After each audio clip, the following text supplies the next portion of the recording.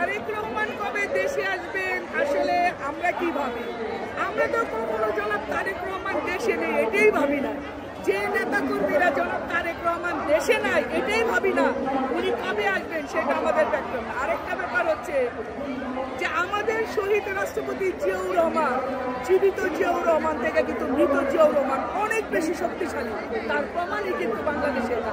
তাই আমার নেতা জনাব তারেক রহমান এই ৫৫,৫৯৮ বর্গ মাইলের সীমানা থেকে উনি যেখানে সেখান থেকে আমাদের কাছে আরো বেশি শক্তিবান, আরো প্রমাণ কিন্তু উনি দিয়েছেন। তারেক রহমান দেশে আসবেন যখন ওনার ইচ্ছে হবে, যখন উনি আসার দেশে আসা জনগণের কাছে আসার প্রয়োজনীয়তা বোধ করবেন। এবং আসলে আইনি বা অন্য কোনো জটিলতা আছে কিনা এটাও তো আমরা এখনো সঠিক জানি না। তো অন্তর্বর্তীকালীন সরকারকে বলবো আমাদের নেতা জনাব তারেক রহমান কত দ্রুত দেশে আসতে পারে সেখানটাতে আপনাদের সার্বিক সহযোগিতা।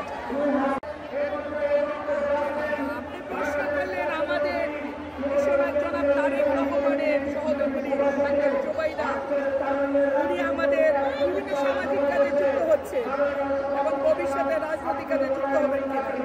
আসলে সামাজিক কাজে যুক্ত হওয়া ওনার রক্তে আছে। ওনার মা, ওনার বাবা, ওনার ফ্যামিলি, আমি যতটুকু জানি প্রায় ৪৮ বছর আগে থেকেই সামাজিক কর্মকাণ্ডের সাথে সংযুক্ত। তাই যাদের রক্তে সামাজিক কাজ, যাদের রক্তে জনগণের উন্নয়ন করা, উপকার করা, বিশ্বদের উপকার করা, উনি তো সামাজিক কাজে বেশি আনন্দ পাবেন আমি বিশ্বাস করি।